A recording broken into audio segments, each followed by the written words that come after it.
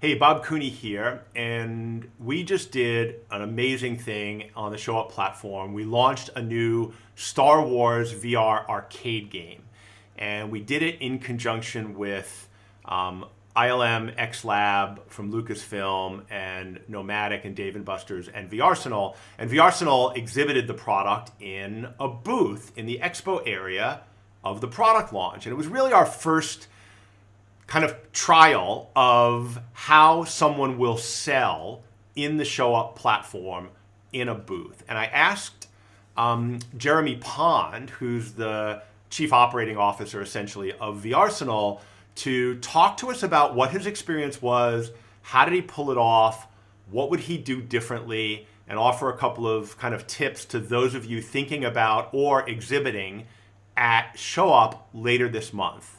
Check it out. So I am here today with Jeremy and Chris from VRsenal. They just completed the first real exhibitor event at ShowUp for the launch of their new Star Wars VR game. Thanks for joining and doing this bit of a rehash and case study for us. The product, as you can see right now in that secondary video. And it was just easy to set up. I mean, I'm running just off of my MacBook Pro webcam, so is Chris. But the other thing that I really wasn't sure about was engagement from the other side. It's like we could, even if we had everything right, even if we had our booth perfectly set up where it was everything that it could be from our end, we needed other people to be bringing something too. I mean, the best booth at a trade show is going to be no good if nobody stops by. But the reaction at the launch was great. We had, I think, over 150 people there, distributors and operators. And after the panel, a lot of them showed up in the booth and they were engaged. I mean, they were asking questions. We had people coming on through their webcam to ask questions directly. We had people participating in the chat, throwing questions out, people who knew about the product helping answer those questions in the chat. It ended up mirroring the experience at a trade show booth a lot more than I really think I expected going into it. Yeah, it's cool. Now we're actually in the VRsenal booth right now, and I'm recording the screen so everybody can see what it's like. And my role in this would be as an attendee, and Jeremy and Chris are there in two different parts. Now you're in one room, you're in the same building, but Chris is in another room. What's the setup there right now? Yeah, so right now I'm just in a conference room setup, so it's quiet right now. Chris is actually in our demo room right now. We're probably 200 yards away from each other on two separate Wi-Fi networks. And again, just my laptop and his, I'm working through earbuds. I think Chris just has the speakers on his laptop and the built-in mic that he's working on right now. So this is far from a high-tech setup. I've got no special lighting. I've got fluorescence happening above me right now. But it was sufficient to be able to show people. And the nice thing about just running off the laptops rather than, say, a fixed camera was it was really easy to move around. One of the things that we tend to show people a lot at trade shows is how we've set up our cabinet to make life easy for maintenance personnel. So I was able to have Chris, if you're able to hear me right now, go ahead and take your computer over and we'll just mirror what we did the other day. He was able to just pick up his laptop, walk it over to the cabinet, and then open up the credit door on the side and show people, with a flashlight, here's the maintenance buttons, here's how it works. And it's just not hard. It's not intimidating. You just connect to the ShowUp platform and you can move around, you can show people your product, you can talk about it, and the engagement with everybody is really, really smooth. Yeah.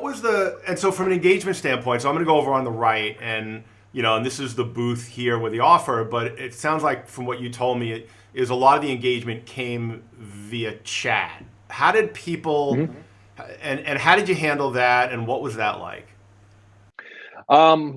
It felt a little frenetic at times simply because there were a lot of questions. And I just told people, I'm doing my best to answer each and every question. I can get a little long-winded on some of those answers, but if I miss something, just pop it back in chat again and I'll circle back around to it. We'll get those answered.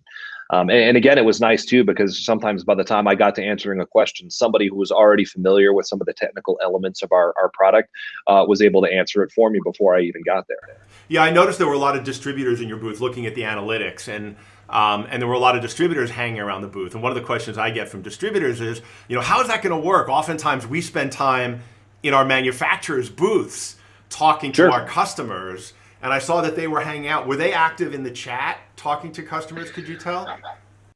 I don't recall if either of them were, but it would be really easy for them to do. And it would be really easy for them in this platform to just click on the chat from a given person. Like if I were to click on Kylie right now, she's asking how much is the cabinet. It takes me to her personal thing. I can either answer it in the main chat where everybody can see the answer if it's a question that's appropriate to do that.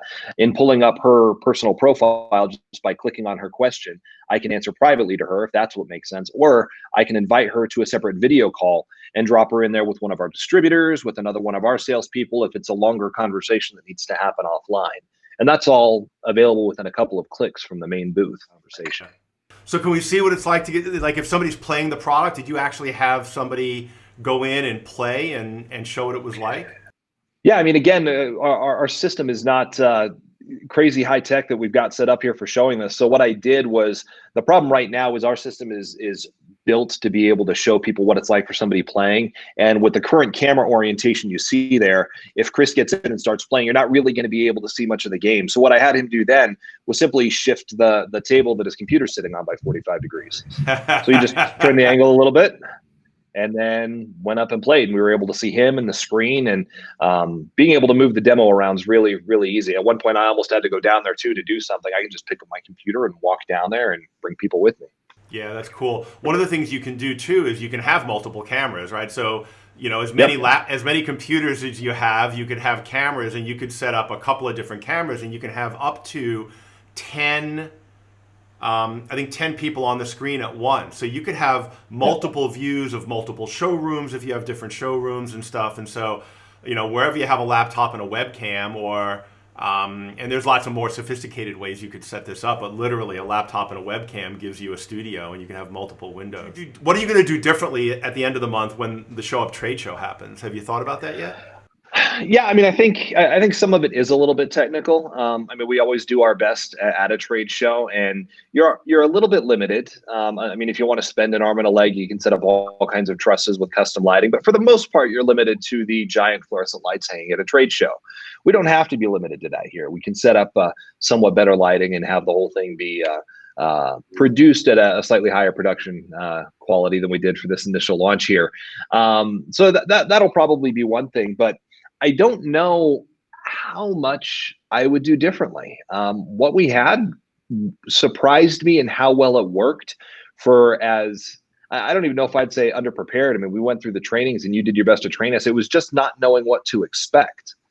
Having been through it now, having seen how people engage and how we can respond to it, I don't know that I would do a whole lot different, other than I might schedule the program out a little more than we did. One of the things that I found worked well is when it started to get stale.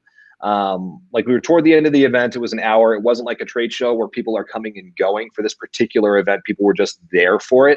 So toward the end of the hour that I was on here, most of the questions to ask had been asked. And at that point, I was starting to have to spitball a little and was starting to kind of run out of things to say and was starting to smile awkwardly at the camera. And then Sean Griffin popped up into the booth.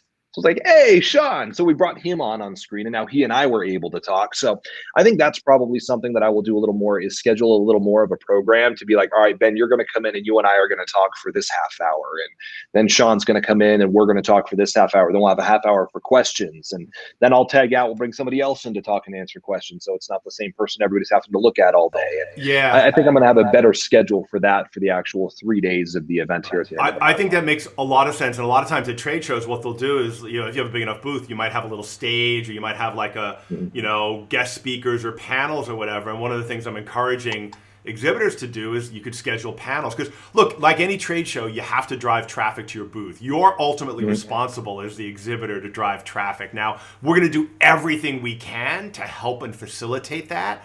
But ultimately, the exhibitors that put the most thought into driving traffic are going to drive the most traffic. So having a program makes so much sense.